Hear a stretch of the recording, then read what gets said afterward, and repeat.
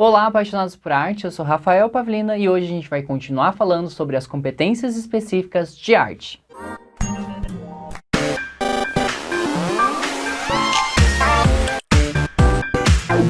Seja bem-vinda, seja bem-vindo ao meu canal. Aqui a gente fala de arte, de educação e de arte e educação. O tema de hoje é a parte 2 do vídeo sobre as competências específicas para a arte que a gente começou a falar na semana passada.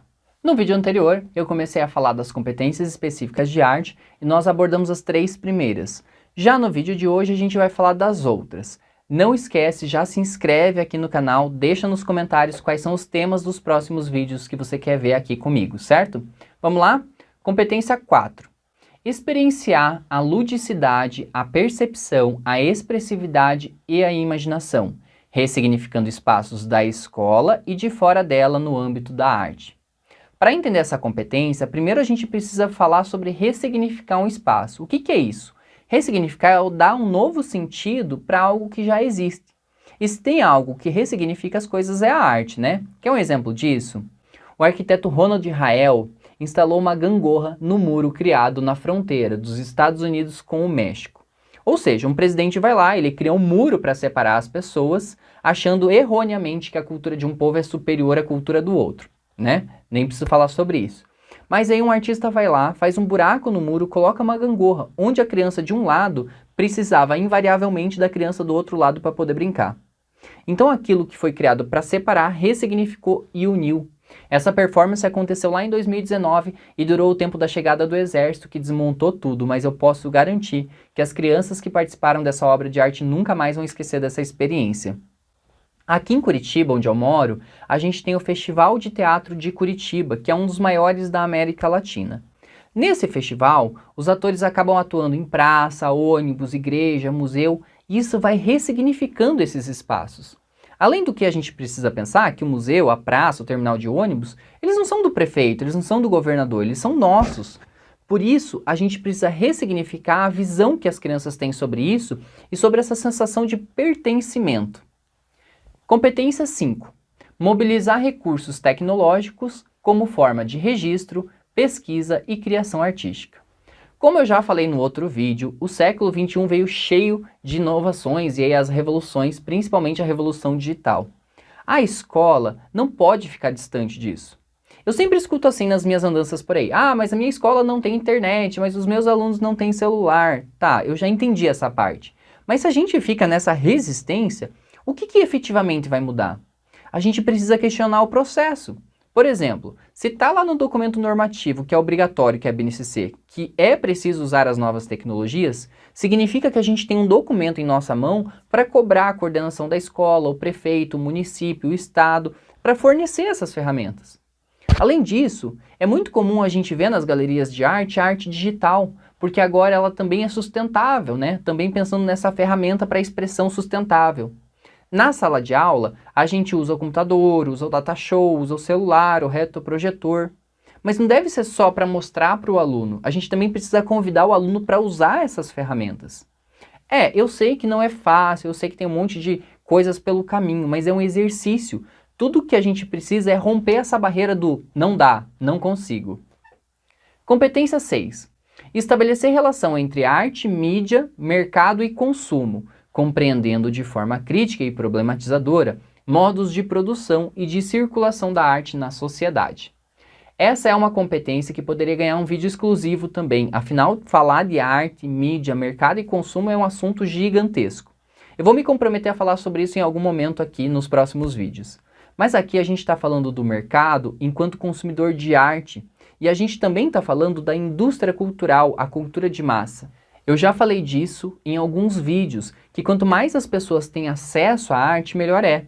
Mas algumas indústrias, empresas, aproveitam essa facilidade de chegar até as pessoas e vão entregar qualquer coisa, sem se preocupar com a qualidade ou com a criticidade que aquilo oferece.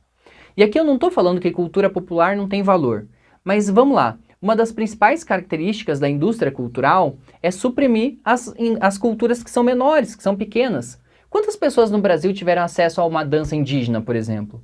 Mas quantas pessoas assistiram Velozes e Furiosos? É mais fácil para a indústria cultural impor uma cultura massificada do que valorizar os pequenos movimentos culturais. De novo, eu não estou criticando esse filme em específico, é um exemplo, né? Mas como o nosso aluno vai entender essas relações comerciais capitalistas se o professor de arte não abordar essa ideia da indústria cultural? Na aula de arte, a gente precisa mostrar para o aluno que não existe cultura superior ou cultura inferior, nem a minha, nem a do outro. Competência 7. Problematizar a questão política, social, econômica, científica, tecnológica e cultural por meio de exercícios, produções, intervenções e apresentações artísticas. Bom, eu também já falei sobre isso em praticamente todas as competências, não é mesmo? Eu penso que a arte é o componente que vai provocar o aluno. Por isso, muita gente tem medo da arte, porque ela tem o poder de fazer, pensar, refletir. Você conhece o artista Banksy? Ele faz algumas intervenções aí pelo mundo, são sempre muito provocadoras, muito políticas. Ele vai falar da relação de poder, violência, pobreza. Vejam, ser crítico tem a ver com você reconhecer o lugar do mundo que você está, reconhecer a sua função e pensar nas possibilidades de mudança. Então tem a ver com essa possibilidade de você se deslocar no mundo. Quando uma criança pobre ela tem acesso à arte, ela está tendo a oportunidade de conhecer o mundo.